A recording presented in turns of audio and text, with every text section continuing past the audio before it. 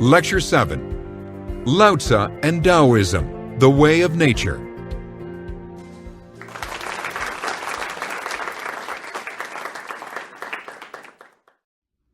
Hello, I'm glad you could join me again. In this lecture, we're going to be talking about Lao Tzu and Daoism. But first, a word about spelling. There are two romanization systems for Chinese. So in older books, you may have seen Daoism spelled with a T at the beginning. In newer books, you'll see it with a D.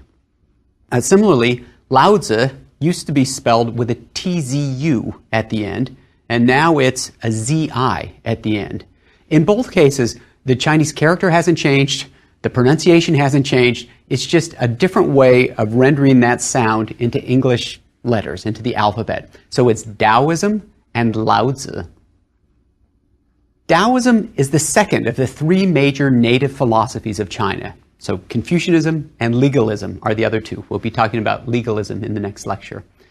Like so many other early Chinese thinkers, Lao Tzu offers a response to the idealistic, political, family-centered morality of Confucius. In many ways, Confucius established the baseline for later Chinese philosophical debates.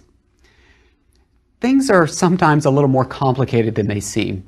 Lao Tzu wasn't exactly a founder of a movement, and Daoism is not exactly a philosophical school. The label was given retrospectively to a number of writers who thought along similar lines. I'm not sure that they all would have considered themselves to be Taoists. And Lao Tzu himself, there's a question as to whether he's an actual person. We have a book that was written by somebody, and that book is called the Lao Tzu. Okay, early Chinese books are often named after their authors. But that name, Lao Tzu, literally means the old master. And in fact, Chinese doesn't distinguish singular and plural, so it may mean the old wise ones, the old masters. It was probably not written by a single individual. It's more like Vyasa, remember, the author supposedly of the Mahabharata and the Bhagavad Gita. But unlike in India, the Chinese love history, and they've always felt the need to historicize legendary figures by giving them birth dates and genealogies. So here's the story about Lao Tzu, this legendary figure. He supposedly lived about 500 BC, so about the time of Confucius. In fact, Confucius, according to one story, came to him for some advice about ritual and learned from him and then was actually criticized by him as well. Lao Tzu was supposed to have been a curator of the Zhou dynasty archives. After a while, he got tired of life in China, and so he decided that he was going to leave China and go to the West. Whilst he was leaving, there was a guardian of the border pass, the frontier pass, who said, Lao Tzu, don't just leave us with nothing. And so he quickly wrote down this book, the Lao Tzu, gave it to the border guard, and then went out of China riding on the back of a water buffalo. Okay, I don't know about this story, but we have a book. It's called the Lao Tzu. Sometimes it's called the Dao De Jing, the classic of the way and its power. This book is very short. It has maybe 5,000 characters is all. It's divided into 81 chapters, and these chapters are usually just a page or so. It comes out of 4th century BC China from someone, some way. All follow convention in referring to the author of this book. He or she or they, whoever, would just call him Lao Tzu. A modern scholar, Wing-Sit Chan, has said that no one can hope to understand Chinese philosophy, religion, government, art, medicine, or even cooking without a real appreciation of the profound philosophy taught in this little book, the Dao De Jing. I'll try to give you a feel for it today with a number of quotations, but you really ought to read it yourself sometime. It's not that long. When you open up this book, the Lao Tzu, the Dao De Jing, you're obviously in a very different tradition from that of Confucius.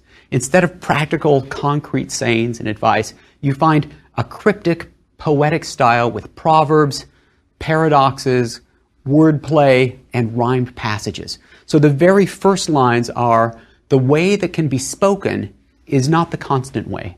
The name that can be named is not the constant name.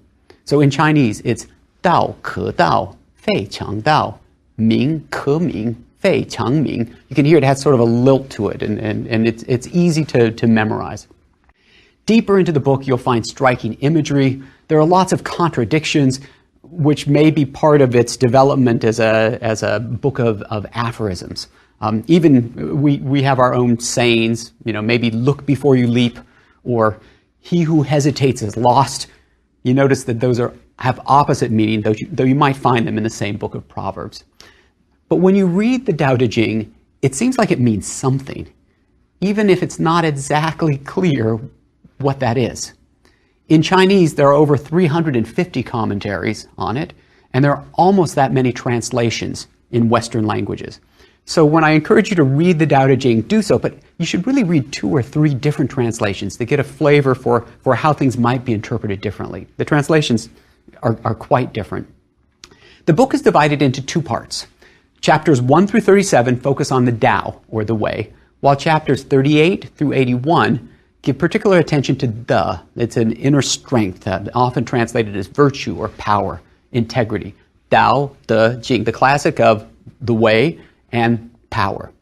In 1973, there were 2 versions written on silk that were discovered in a tomb that was dated to 168 BC.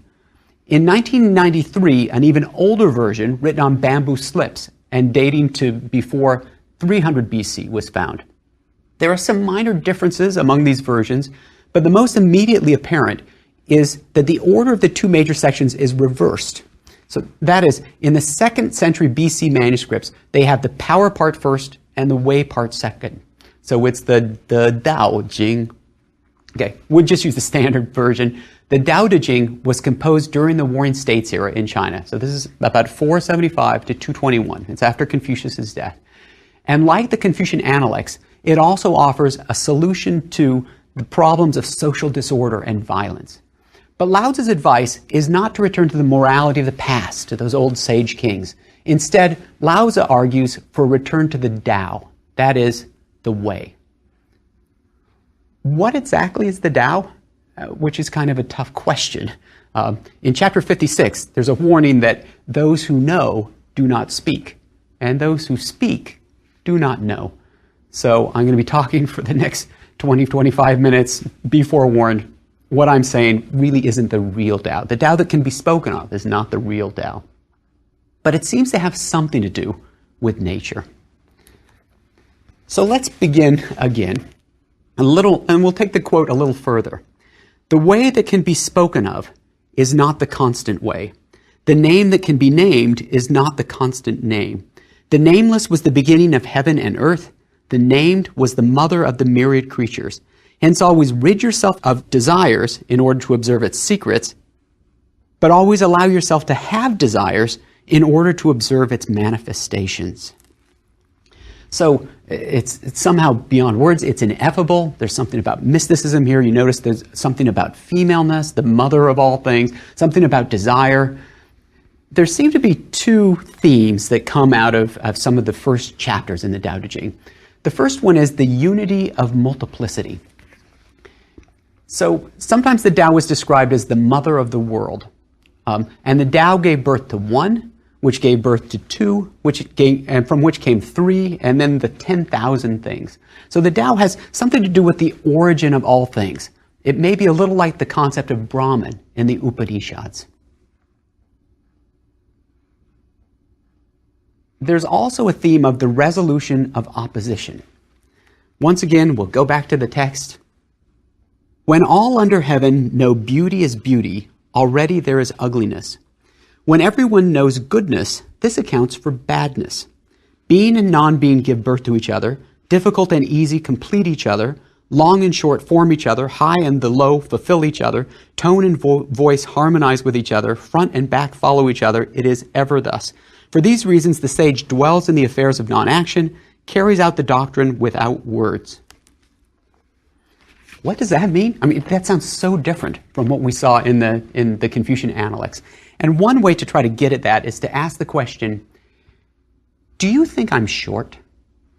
Okay, I am 5'7". And the answer may be, it depends. Compared to the average American male, I'm on the short side. Compared to the average Chinese male, probably more closer to the average. How many things are like that? Well, the answer is, it depends. And the Tao transcends common binary distinctions that we make all the time, right? There's a difference between weak and strong, between hard and soft, light and darkness, useful and useless, right and wrong. All of those are human artificial distinctions, according to Lao Tzu, right? The Tao doesn't make those kinds of distinctions. It accepts everything as natural. I mean, even say the difference between male and female. And you may be saying, wait a minute, that's a natural distinction, right? But gender is more than anatomy. I mean, perhaps some of you men out there have a feminine side, and vice versa as well. I'm reminded of a cartoon from the New Yorker that plays with the idea of up and down in a Taoist sense. So in this cartoon, there's an elevator operator who's standing in front of an elevator, and up above the elevator, there's a circle with the sort of S in the middle of this symbol of yin and yang. And the caption says, actually, I'm going up and I'm going down. Now, I know that elevators go up and down all the time, but can an elevator go up and down at the same time?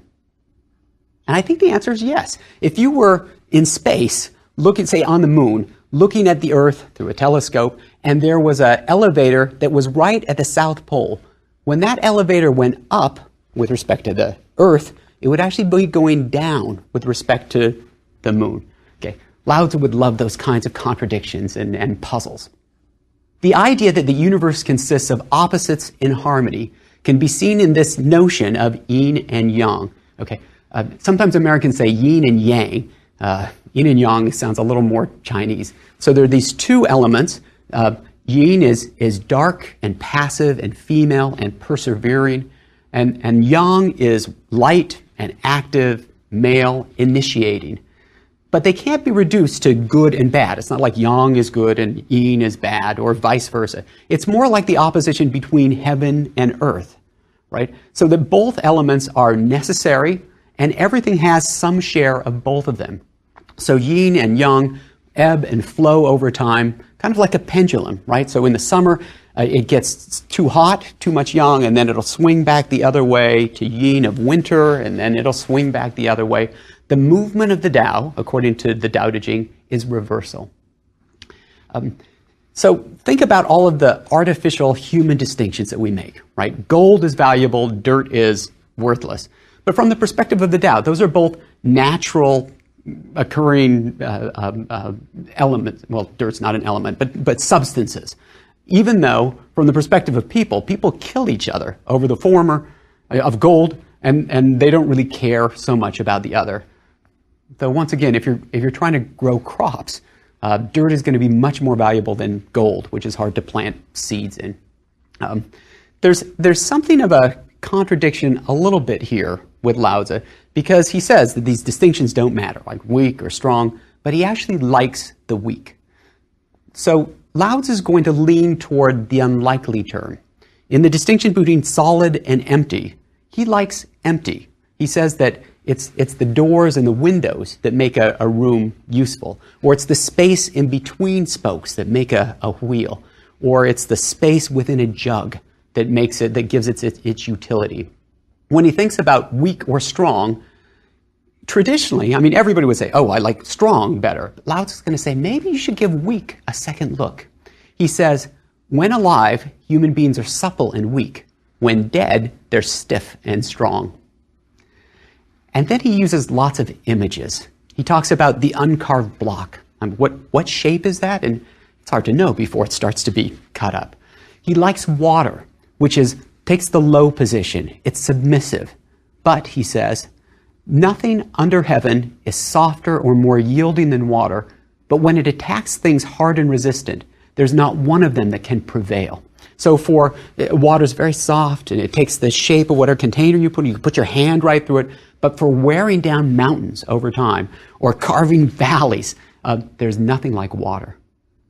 Lao Tzu gives particular attention to women, but he doesn't advocate for equality between the sexes. Rather, the Tao Te Ching celebrates stereotypical female qualities, virtues such as yielding and softness and humility, And it suggests that men would be better off if they adopted those attitudes. Lao Tzu says, know the masculine, but keep to the feminine. Harmony comes from following the Tao, from rejecting man-made distinctions and from hierarchy. So in this case, it's the opposite of Confucianism, which says if everybody knew their place in society and acted in accordance with it, things would work smoothly. Lao Tzu says, just forget all of those social distinctions. They don't matter. Another quote, in the pursuit of learning, according to Lao Tzu, one knows more every day. In the pursuit of the way, one does less every day. One does less and less until one does nothing at all. And when one does nothing at all, there's nothing that is undone. It's always through not meddling that the empire is won. Should you meddle, then you're not equal to the task of winning the empire.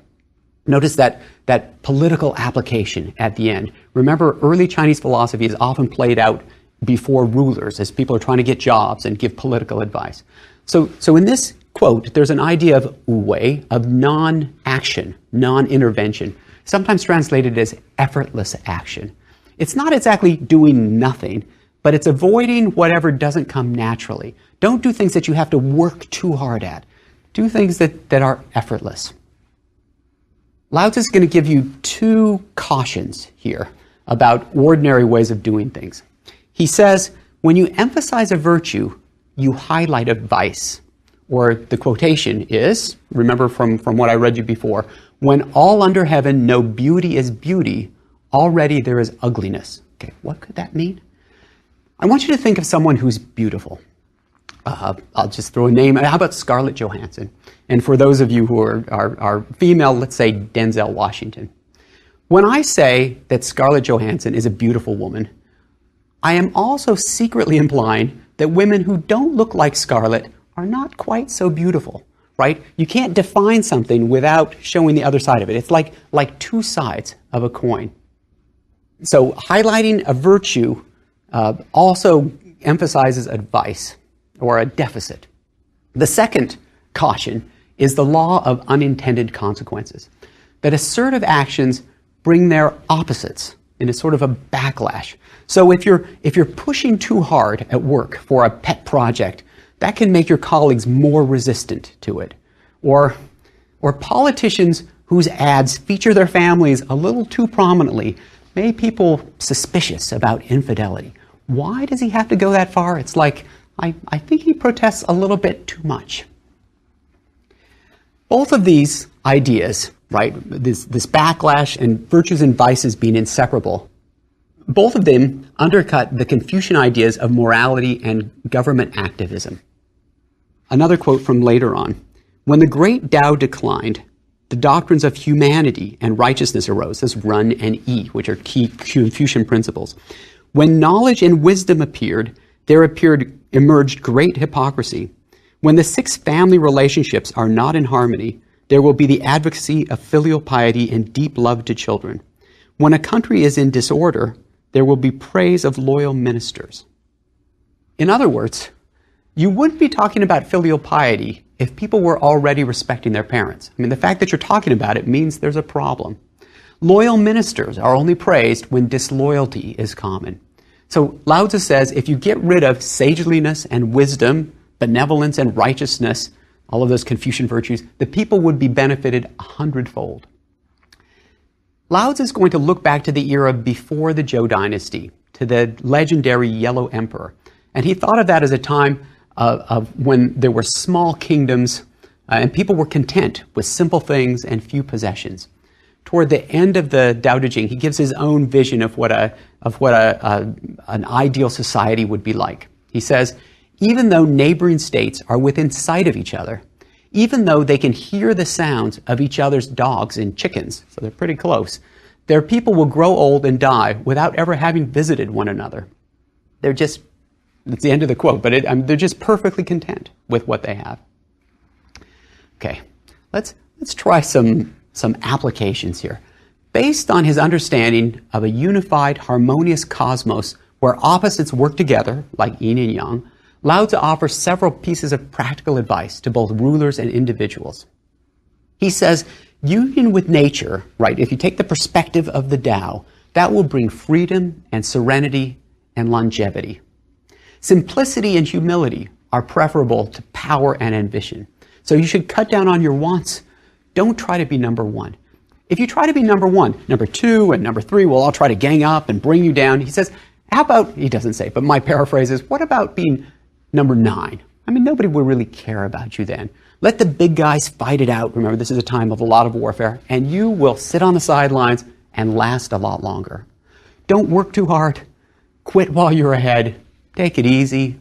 Go with the flow. Okay. I grew up in California. This all sounds very familiar to me. You may ask, doesn't talking of simplicity and tranquility, doesn't that all bring its opposite? Remember this sort of backlash thing? If you push too hard, the opposite will come. And the answer is yes. But that's part of his point. The Tao is silent. There aren't any arguments. There's no confrontation. Remember, the way that can be spoken of is not the real way. The best teaching uses no words. Because language is one of the main ways that humans divide nature into this and that and make distinction and assign value to it. The Tao just encompasses everything, non-judgmentally. Since forceful action always brings a backlash, it's best to practice non-action, right? Because civilization is the source of so many problems, government should be as minimal and unobtrusive as possible. Lao Tzu says the worst rulers are despised by their people. Somewhat better are those who are feared by their people. Better yet are rulers who are loved. Okay, and in the West, we might stop there, but Lao Tzu goes further. And the best of all are those rulers who are hardly even noticed by their people. Okay, could this really work? It certainly could work for individuals.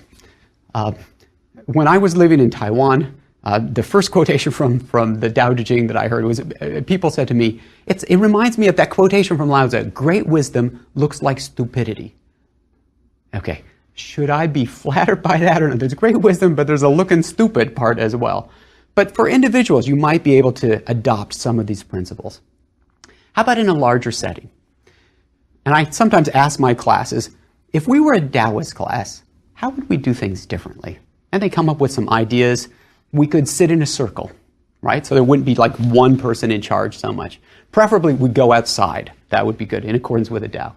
No attendance policy, not on a strict schedule. We wouldn't have to get through the syllabus. We could spend time on what we were interested in.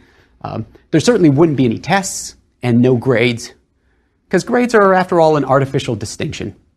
Okay, they're not arbitrary. I try to be very fair. But when I think about what my ideal student is, it would be somebody who comes to me years later and says, Professor Hardy, your class changed my life. Okay, how do I know at the end of a semester who's going to fall into that category? I certainly don't. But so no grades, no tests, not a strict schedule. Would you study in a class like that? Okay, maybe not, but maybe yes as well. Taoism isn't necessarily a philosophy for lazy people. I mean, Taoists can work very hard, but at things that come naturally to them. Okay, I really like my job. I enjoy reading and preparing lectures and teaching. It's actually not work. It just comes sort of naturally, even though I put a lot of time into it. Actually, think about this teaching company course. No grades, no tests. Will you keep listening? Will you apply? Well, sure, if it catches your attention. You might find yourself deeply engaged in this. What about for nations? Could there be like a Taoist country? President Ronald Reagan actually quoted from the Tao Te Ching in his 1988 State of the Union address. He said, and as an ancient Chinese philosopher, Lao Tzu said, govern a great nation as you would cook a small fish. Do not overdo it. Okay, perhaps that works. This is the not meddling part. But that may be easier said than done, especially in a country the size of ours. I'm not sure that Lao Tzu would have been thrilled with the lifestyles or the governments of our modern world. Okay, many Chinese have been Taoist in some aspects of their life and then Confucian in others. So this isn't exactly like regular distinction in Western religions. It's hard to be Catholic and Protestant at the same time, or Jewish and Muslim at the same time. But you can certainly be Taoist and Confucian at the same time. The two philosophies, despite their differences, have worked together like yin and yang to enrich Chinese culture. The differences between the two can be summarized as follows. Confucianism is associated with hierarchy, order, social responsibility, conformity, moralism, activism, service, and seriousness.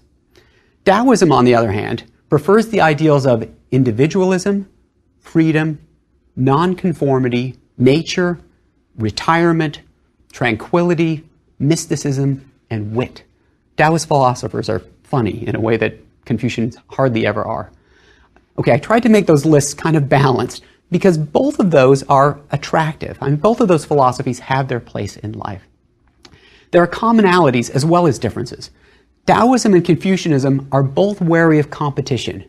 They're hesitant about direct confrontation. They want to avoid that. And they're suspicious of words being used other than their regular meanings. And they dislike coercion. I mean, they come out of the same historical circumstances, right? Warfare and uncertainty and chaos. And they're looking for social harmony.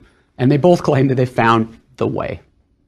Later on, when Buddhists arrive in China, they find that they can talk to Taoists. I mean, not just ideas about being and non-being, about the subtle nature of reality and the dangers of desire, but also specific meditative practices. You can imagine Buddhists coming in and saying, we meditate like this. And the Taoists had been doing some meditating as well and said, well, we tend to like this sort of practice of doing it. They have something to talk about. They have a fair amount in common. And in fact, enough was in common that in China, some people said, do you remember when Lao Tzu left China, headed out west? He probably went to India, where he became the Buddha. And which is why these ideas are now coming back to us in Buddhist form. Okay, that's not exactly what happened, but there are these commonalities. Eventually, Taoism became a religion, complete with priests and rituals and scriptures, and Lao Tzu himself was worshipped as a god. One wonders what he would have thought about that. I'm sure he would have been amused. These Taoist ideas get deep into all sorts of things in Chinese culture. So, for example, you have two souls, a yang soul, right, a hun, and a yin soul, po, which matters in ancestor worship because your yang soul, which is light, can sort of go up to the other world, wherever that may be, while your yin soul stays around the grave and then can appreciate the offerings that are made in ancestor worship. Now, I'm trying not to, I'll try to give you a balance on some of these. Taoism may not be universally appealing. For example, Lao Tzu argues against education. I mean, he thinks many people would be happier without education, which gives you desires and then makes you frustrated when you get a degree and then can't find a job. He appears to promote a dangerous sort of irresponsibility, right? Go ahead and quit, he says. Don't work so hard, and there may be circumstances where that's not good advice. And his advocacy of subtle political maneuvering can seem almost Machiavellian. He once said, if you wish to shrink it, be sure to stretch it. If you wish to weaken it, be sure to strengthen it. If you wish to cast it aside, be sure to raise it up. If you wish to take from it, be sure to give to it. Okay, these opposites, what does that mean? Here's an application, perhaps an illustration. Imagine that you have a particularly obnoxious coworker, and you might encourage that coworker to apply for a promotion. You might even write a glowing letter hoping that that person will get promoted to a position that they're entirely incompetent at, and then they'll get fired. Remember, if you want to weaken something, you first strengthen it, or if you want to break it, you stretch it first. Okay. In spite of all of that, Taoism has inspired centuries of magnificent Chinese art and architecture, literature and poetry. I mean, not to mention medicine and cooking, which sometimes mixes things in yin-yang kind of terms. You may have seen these wonderful Chinese landscape paintings, a scroll, and they'll have these magnificent mountains that just tower way above, and then very small at the bottom are some people. It's a nice contrast with Western art that tends to put portraiture, like people, sort of front and center everywhere. But if you think about it, how important in the big scheme of things are human beings really? I mean, from the perspective of the Tao, are human beings all that much more important than, say, microbes, bacteria? Actually, probably bacteria will be around much longer than human beings will be. Okay, one final quotation to end up. When the way is expressed verbally, we say such things as, how bland and tasteless it is. We look for it, but there's not enough to be seen. We listen for it, but there's not enough to be heard. Yet when put to use, it is inexhaustible. Lao Tzu's Tao Te Ching is like that. The book is inexhaustible. It's so clever, so mind-bending, so profound, so confusing. You can read it over and over again and always learn something new, which is what makes the Tao Te Ching a classic and what makes Lao Tzu one of the great minds of the Eastern intellectual tradition. Thanks.